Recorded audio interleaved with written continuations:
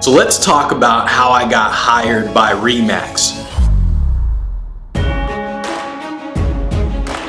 How'd you do that?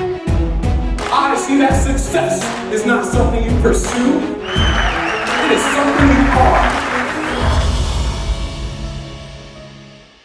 So the Remax gig was actually one of the first gigs where I really started getting serious about just building out systems and really getting serious about how I was going to get hired and how I was going to duplicate the process, because at first I was really just winging it.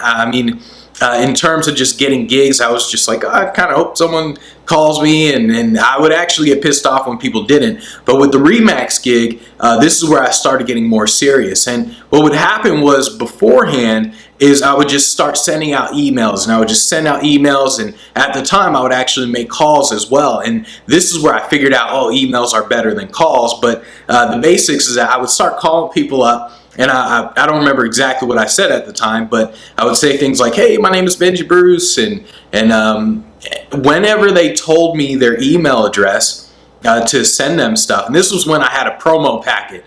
So this was way back in the day, promo packets. Don't use promo packets nowadays, by the way, but I would basically call them up, and I would say like, hey, yeah, I see your event, and oh, would you be interested in hiring an entertainer or a speaker?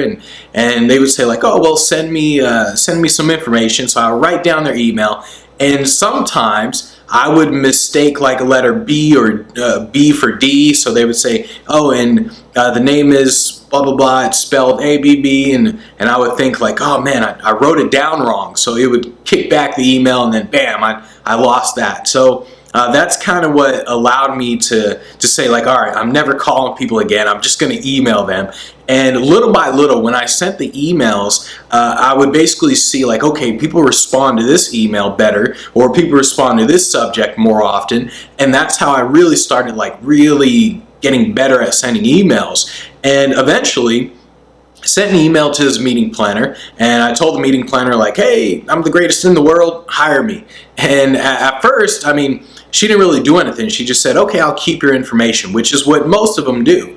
And then about a month or a little over a month later, she contacted me and said, hey, I've got a company, Remax, would you like to do the event? I said, maybe. No, I was like, hell yeah. So, and at that moment, I basically said like, okay, I booked the event, obviously, but then I realized I need to start turning this into systems. So that's when I really got better at sending out the emails. So what's the point of all this? Well, the point is that you got to learn how to pivot, because in the beginning, you're going to essentially just be doing whatever you feel like doing, just whatever you think works. You're just going to send random emails, make calls, whatever you're going to do, you're just going to start doing the stuff. And at the beginning, none of it's really going to work. Very few of it's going to work, and you won't know what's working the right way. So you might send out one email, people are going to respond to that, another email, people respond to that, and you won't really know which email is better, or which call is better, or how exactly should you word this, and you won't really know which is better.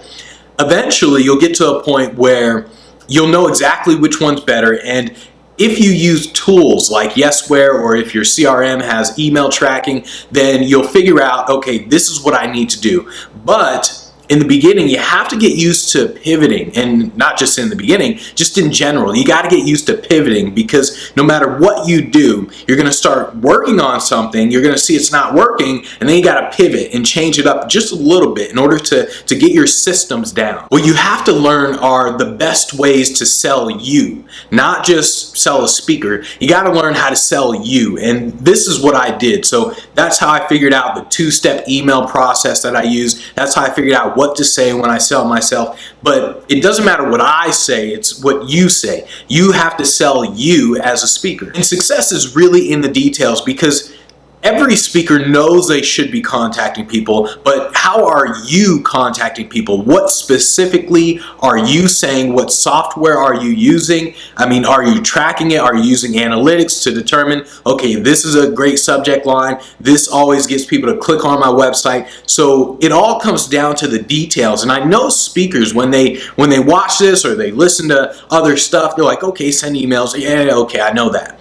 But it comes down to the execution part, and it's a matter of, okay, is this the specific subject line that you know you should be using? Is this the specific wording you know you should be using? And that's really how you're going to get hired. So the way I got hired by Remax was essentially I kind of pivoted all along the way. I just figured I'm just going to do this. I'm going to write this. I'm going to send this. And I kept pivoting to a point where once I contacted that meeting planner, I had most of it down. So when she came back to me and said, hey, Remax wants to hire you, I said, I'll think about it.